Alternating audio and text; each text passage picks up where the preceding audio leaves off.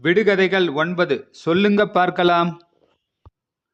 மண்ணை சாப்பிட்டு மண்ணிலே வாழ்ந்து மண்ணிலே மடிவான். அவன் யார்?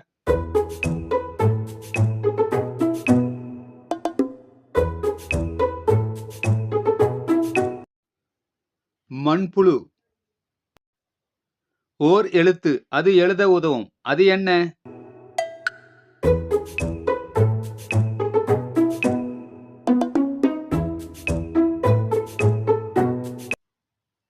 கை.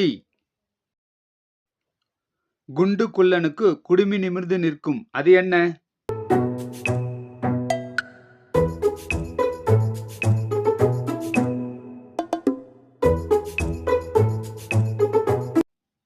தேங்காய்.